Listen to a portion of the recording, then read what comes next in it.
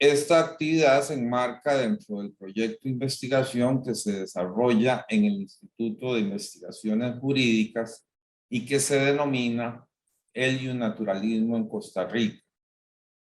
El proyecto forma parte de una línea de investigación que pretende indagar o estudiar las diferentes perspectivas filosóficas y teóricas del derecho que han estado presentes en la cultura jurídica costarricense a lo largo de su historia.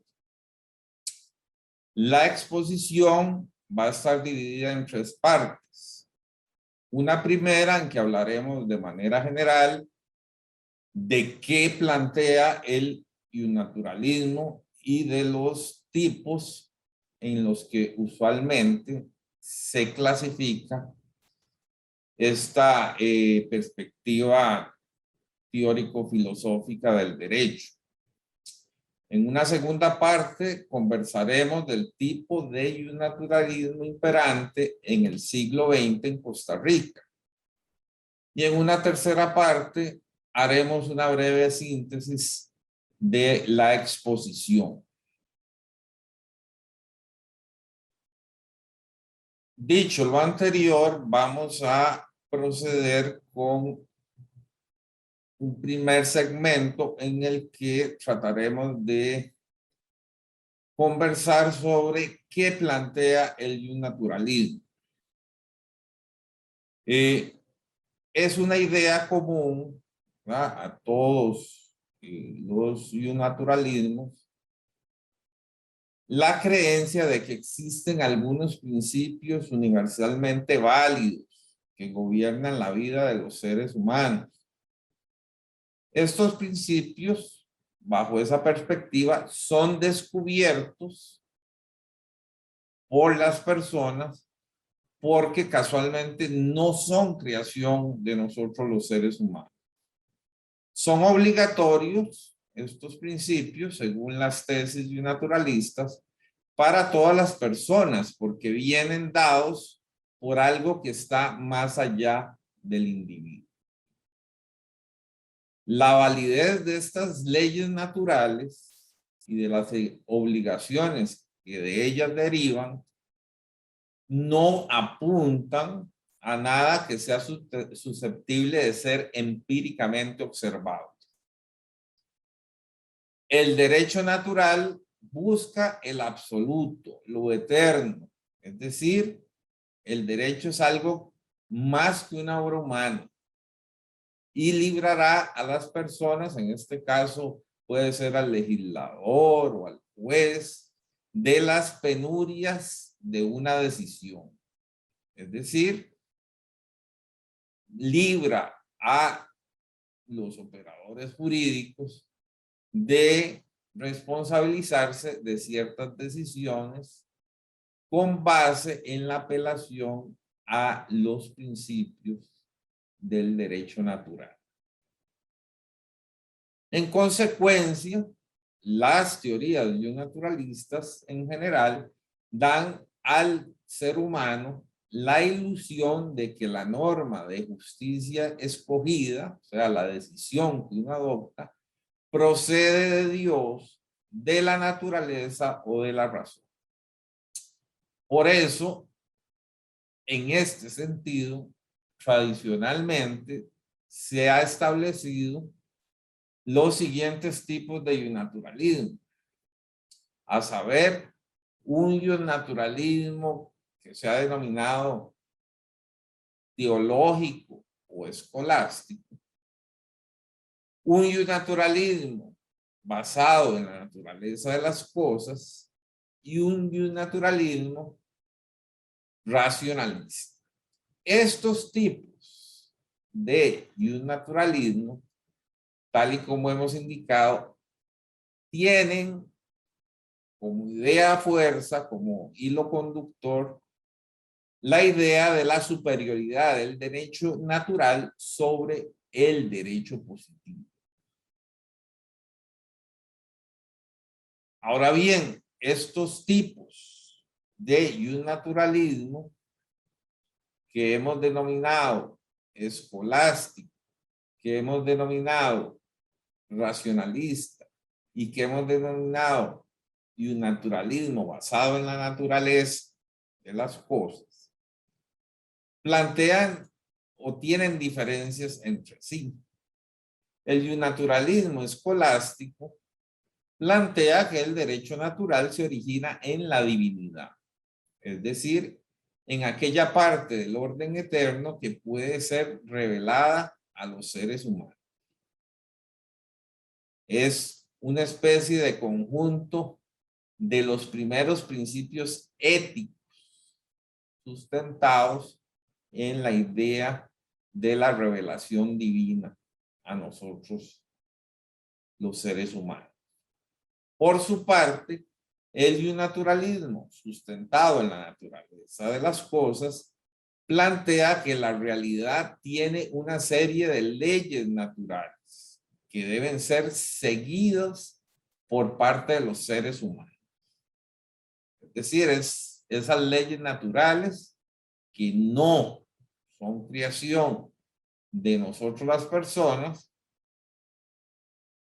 plantean, ¿verdad?, una serie de conductas que deben ser acatadas por nosotros las personas. Y el otro tipo de naturalismo, que es el naturalismo racionalista, nos propone que el derecho deriva o se origina en la razón humana, es decir, en la deducción que los seres humanos hacemos de las leyes que deben regir nuestra existencia. Dicho lo anterior, las diferencias entre los diferentes tipos de naturalismos que de manera general hemos expuesto tienen que ver con la respuesta que se dé a la siguiente pregunta: ¿cuáles son las instituciones o los derechos que deben ser considerados como naturales y cuáles no deben ser considerados como tales? Entonces, vamos a ver que una serie de institutos y valores jurídicos tienen una concepción diferente dependiendo de los diferentes tipos de naturalismo que hemos esbozado. Por ejemplo, la libertad en el naturalismo escolástico o teológico plantea que no todos los seres humanos, ¿no?, tienen libertad, porque en la antigüedad era permitido o era una institución legitimada por el ordenamiento jurídico, las personas que no eran libres, es decir, se legitimaba la esclavitud. Entonces, dentro de las tesis, por ejemplo, del naturalismo racionalista e incluso dentro de las tesis basadas en un naturalismo teológico, existe esta diferencia en razón de que en un caso se avala la existencia de la esclavitud y en otro caso se considera racionalmente impertinente que una persona pueda ser objeto de esclavitud. Igual sucede con el naturalismo basado, ¿va?, en la naturaleza de las cosas. ¿Por qué razón? Porque si el hombre y la mujer son iguales por naturaleza y libres por su condición de seres humanos, no se justifica que unos seres humanos tengan libertad y otros no. De igual manera, sucede con otros institutos jurídicos como por ejemplo la propiedad, ¿no? Entonces, en la tesis de un naturalista vamos a ver que la propiedad, por ejemplo, basados en los textos de John Locke, la propiedad es natural al ser humano. Sin embargo, los diferentes tipos de y un naturalismo que hemos mencionado justifican la posibilidad de que haya seres humanos que no tengan la propiedad. Entonces, vemos, por ejemplo, que en la antigüedad habían seres humanos que no podían ni siquiera acceder a la propiedad. Y vemos que hay seres humanos que son naturalmente considerados como tales que tampoco acceden a la propiedad. De tal manera que entonces no todos los seres humanos tienen por naturaleza la propiedad, ¿verdad?, como instituto jurídico, es decir, acceso a la propiedad o la propiedad como tal. Otro instituto jurídico que merece la pena mencionar es el del matrimonio. Entonces vamos a encontrar que ese instituto jurídico, dependiendo el naturalismo, el tipo de naturalismo al que nos refiramos, puede conceptualizar el matrimonio como la unión entre hombre y mujer únicamente, y además que es una unión que no permite, por ejemplo, la existencia de la poligamia. En cambio, por ejemplo, el bionaturalismo de carácter teológico antiguo, ¿verdad?, en la antigüedad, pues legitimaba la posibilidad de que la persona pudiera tener una relación con otras personas. Ulpiano, por ejemplo, dice que lo natural es la unión entre hombre y mujer, sin que haya matrimonio, por ejemplo. En cambio, Pufendorf, después de hacer un análisis en el que contempla el tema de la poligamia, termina inclinándose a que lo correcto, si estamos hablando de matrimonio, es que se dé una relación monógama.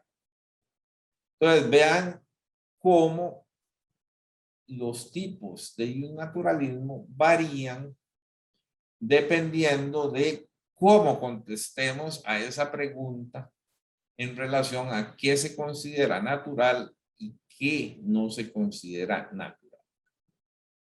Pues bien, en Costa Rica, en la Costa Rica del siglo XIX, el tipo de naturalismo que prevaleció fue principalmente el naturalismo de tipo racionalista. Lo anterior debido a la influencia que hubo del liberalismo español, plasmado por un lado en la Constitución de Cádiz de 1812 y en los diferentes textos constitucionales que tuvo nuestro país desde su independencia. Es decir, el naturalismo racionalista es un naturalismo que va a influir de manera contundente en las tesis liberales, el liberalismo clásico, y particularmente eso se ve en el liberalismo español que influyó, ¿verdad?, en nuestro país a través no solo de la Constitución de Cádiz, sino a través de, digamos, de las autoridades que en determinado momento pertenecieron desde la colonia a las instituciones políticas españolas. Entendiendo como esto de que había de todo, ¿verdad? Había personas afines a la monarquía y otros que desde ese entonces ya promovían las ideas del liberalismo. Ahora, dentro del liberalismo español, ¿verdad? Tuvo, digamos, destacados personajes que defendieron las tesis del bionaturalismo racionalista. Por ejemplo, Agustín Argüelles, Diego Muñoz Torrero, Manuel José Quintana y Gabriel Ciscar, por mencionar solo unos cuantos. Dicha influencia del liberalismo español se complementó con los textos que se comenzaron a utilizar en la formación de los grupos intelectuales del siglo XIX, especialmente en la formación de abogados. Por ejemplo, con el advenimiento de la independencia, ya se había pensado en impartir las ideas naturalistas. Es decir, que en la casa de enseñanza de Santo Tomás se pudiera dar un curso de derecho natural. Esa intención se puede ver reflejada en 1839, por ejemplo, cuando para evaluar los contenidos de derecho natural se utilizó, ¿verdad?, como parte de los textos a analizar los elementos de derecho natural de Jean-Jacques Bourlanges. Ya cuando la casa de enseñanza se convirtió en Universidad de Santo Tomás en 1843 y se estableció la carrera de jurisprudencia, la asignatura de derecho natural era la primera que debían cursar los estudiantes de esa naciente carrera. Entonces vamos a encontrar que en los estatutos que se aprobaron de la Universidad de Santo Tomás, la asignatura de Derecho Natural se debía enseñar con base en este texto de elementos de derecho natural. Es decir, ese fue el primer texto que se utilizó en Costa Rica para los estudios universitarios de lo que hoy en día denominamos, por ejemplo, filosofía del derecho. El texto de elementos de derecho natural utilizado en la carrera de Derecho de la Universidad de Santo Tomás se enmarca casualmente dentro del naturalismo racionalista. Está especialmente influido ese texto por el naturalismo racionalista de Samuel Pufendorf. El naturalismo racionalista se puede apreciar en varios pasajes de ese texto y va a influir de manera importante en los graduados de la Universidad de Santo Tomás, que posteriormente van a ocupar puestos en diferentes instancias de la sociedad costarricense del siglo XIX. De ahí de la influencia importante, ¿verdad?, de ese naturalismo racionalista que está en el texto de elementos de derecho natural.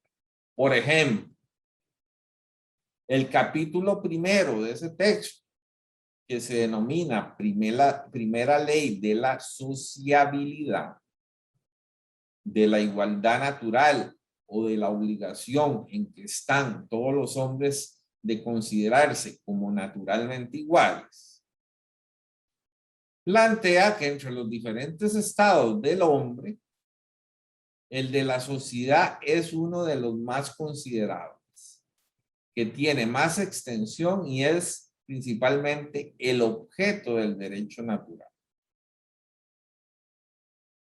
Los deberes primitivos o absolutos son una consecuencia necesaria de la constitución natural primitiva y originaria del hombre, conforme lo ha establecido el mismo Dios, y que no suponen nada más, de suerte que cada hombre está obligado a practicarlo con los demás.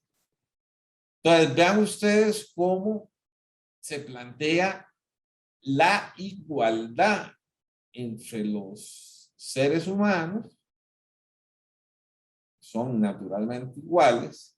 Hay resabios al hacer mención a la idea de Dios, pero se reafirma la tesis racional, ¿verdad?, de que la ley de la sociabilidad implica la idea de que todos los seres humanos somos iguales ante la ley. Adicionalmente, podemos mencionar el capítulo 7 de ese texto, del cual, tal y como hemos indicado, todos los estudiantes de jurisprudencia o de derecho de la Universidad de Santo Tomás se vieron influidos por estas tesis basadas en el naturalismo racionalista. Ese capítulo 7, que se denomina del derecho que tienen los hombres naturalmente a los bienes o a las cosas de este mundo, plantea que esta es la constitución del cuerpo humano, que el hombre necesita muchas cosas exteriores para alimentarse, para conservar las fuerzas y la salud, y para hacer más dulce y cómoda la vida.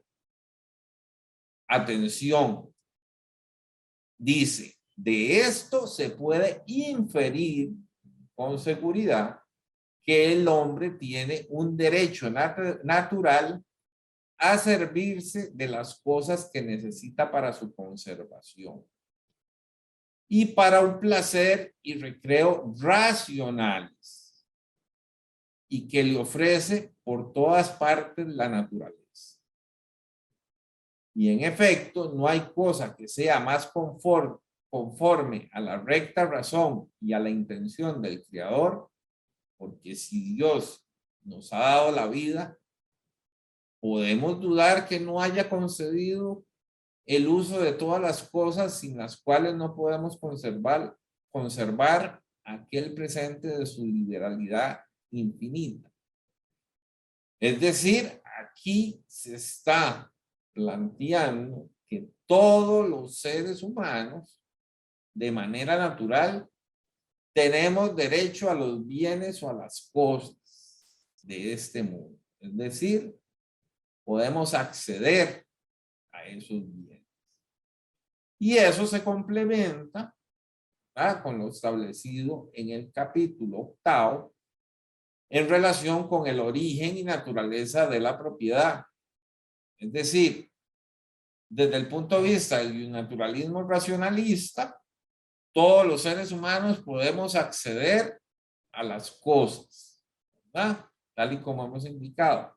Y adicionalmente, ese naturalismo racionalista planteado en ese texto de elementos de derecho natural nos plantea que la toma de posesión es aquel acto por el cual se apodera uno de alguna cosa que no tiene todavía dueño, con el designio de adquirir su propiedad.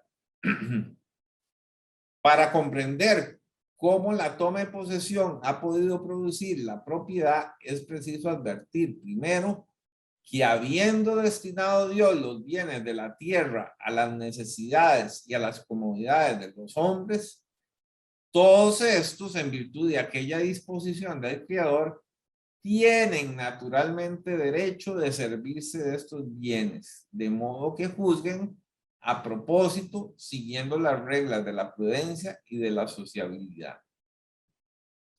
Entonces, no solo es natural que se pueda acceder a los bienes existentes, sino que también es natural la posesión por medio de la cual se tiene la propiedad de las cosas que no tienen dueño. En ambos casos, como ustedes ven, se fundamenta de manera racional, o como ustedes pueden darse cuenta, se fundamenta de manera racional el derecho no solo de acceder a los bienes, no solo de poseer los bienes, sino de la propiedad sobre los bienes. Finalmente, como un ejemplo adicional y del cual ya habíamos hecho una acotación, está el tema del matrimonio. En el capítulo 13 de ese texto que se utiliza en la Universidad de Santo Tomás en el siglo XIX, que se denomina ¿Cómo finalizan las obligaciones que se contraen por algún convenio? Y particularmente se están refiriendo al matrimonio, se plantea como principios generales acerca del matrimonio que la primera cosa que se presenta cuando se examina la naturaleza del hombre con respecto a los placeres del amor es aquella inclinación natural que le dirige a ellos. Parece evidente que esta inclinación es natural al hombre por la diferencia de los sexos, atención, y porque las mismas causas naturales que contribuyen al mantenimiento de la vida y de las fuerzas concurre también por necesidad a producir en el hombre los movimientos que le conducen al amor y al placer. Entonces, ven ustedes que ahí se plantea que tiene que ser de diferentes sexos. Y más adelante, en ese texto, ¿verdad?, que está influido por el naturalismo racionalista, tal y como hemos indicado, se plantea la pregunta de qué debemos pensar de la poligamia propiamente, así llamada, que consiste en tener muchas mujeres al mismo tiempo.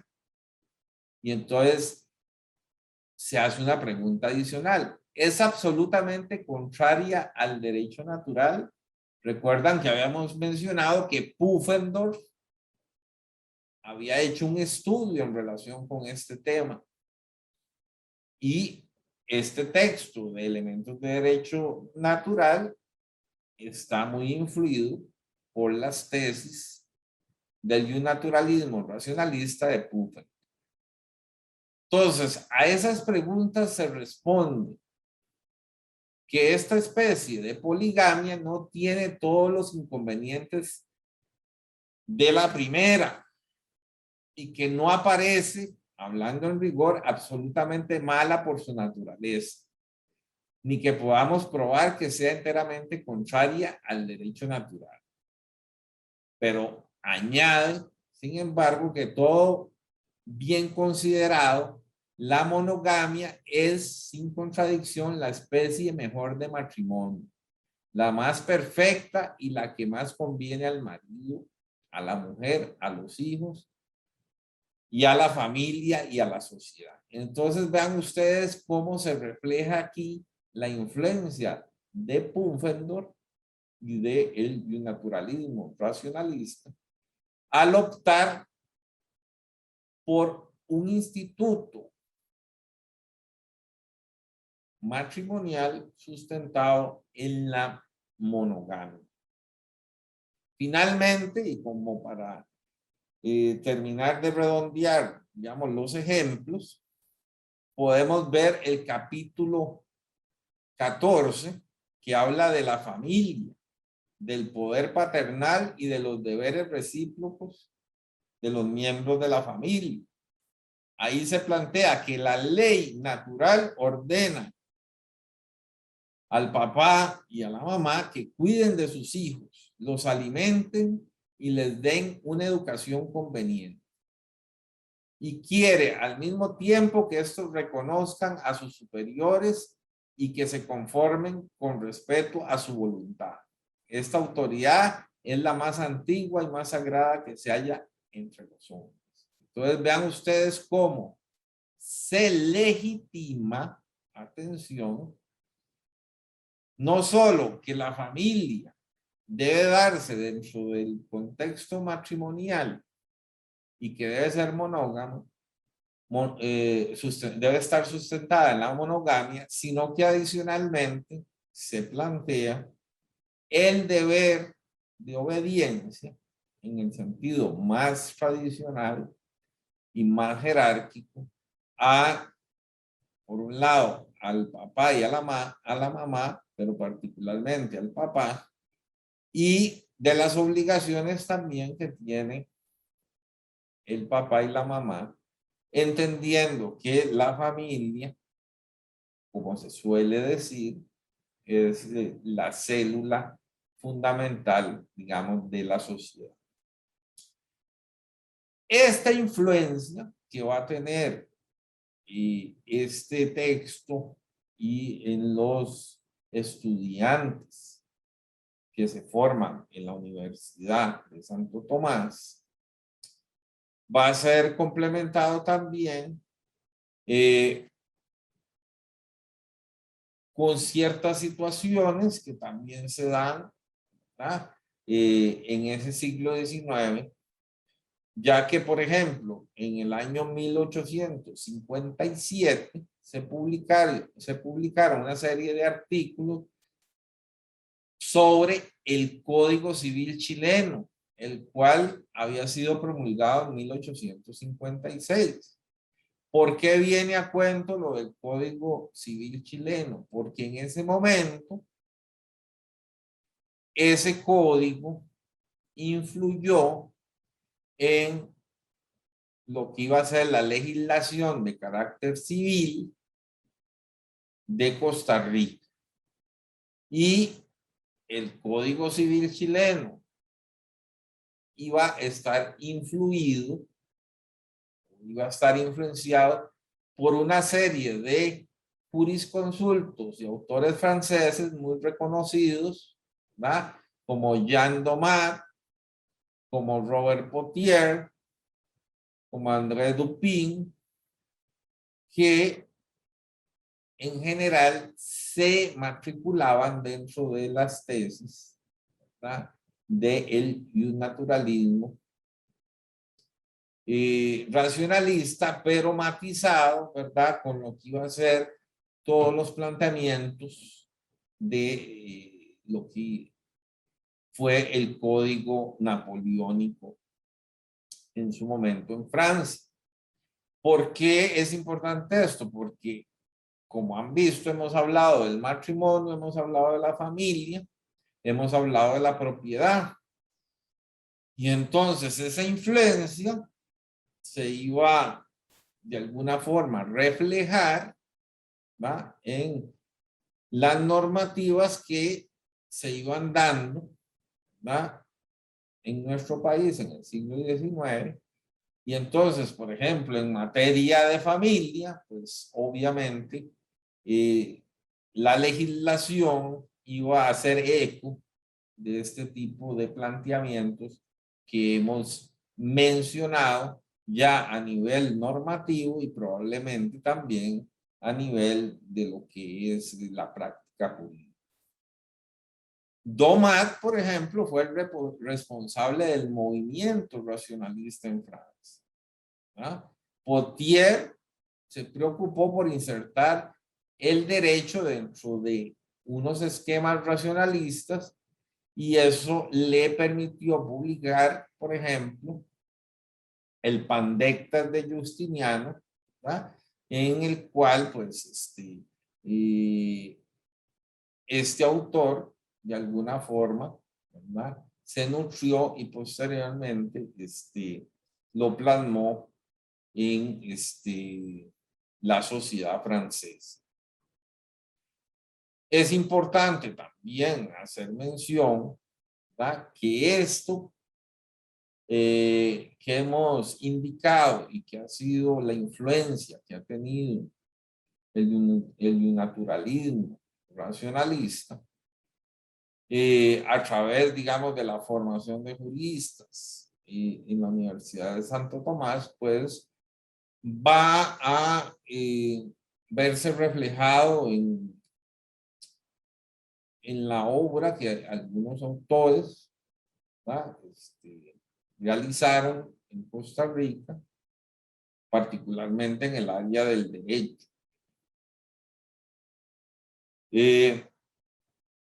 Este naturalismo, a través de la formación que se da en la Universidad de Santo Tomás, ya para la segunda, digamos, década, en los años 70 del siglo XIX, comienza a ceder espacio a otros planteamientos como los de Karl Kraus,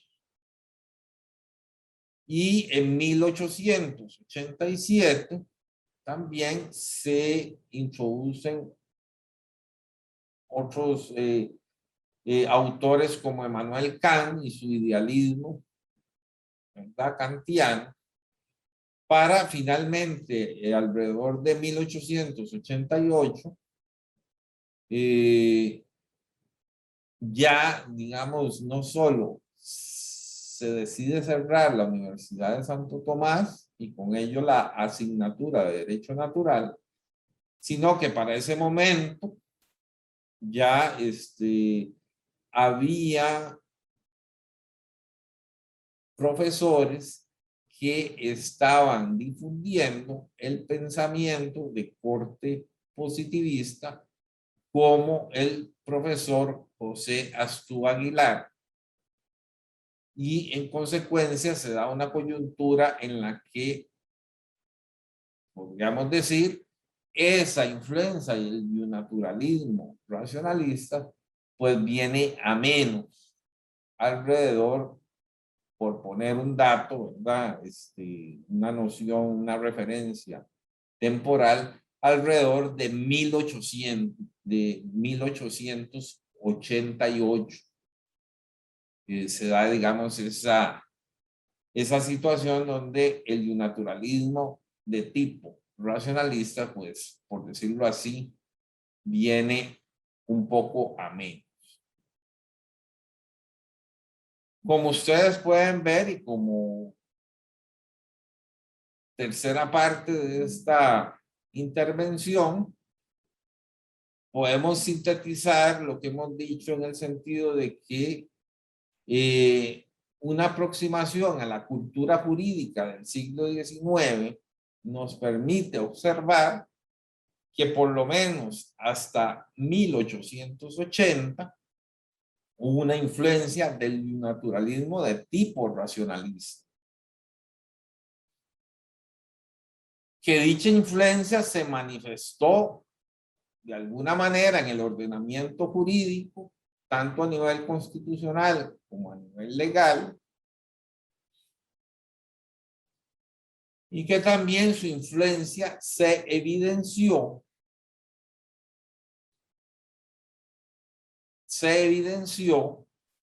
particularmente en la formación que tuvieron los estudiantes de derecho en la Universidad de Santo Tomás en la materia de Derecho Natural, que utilizó un texto denominado Elementos de Derecho Natural, que también tuvo como influencia doctrinaria el positivismo de tipo racionalista.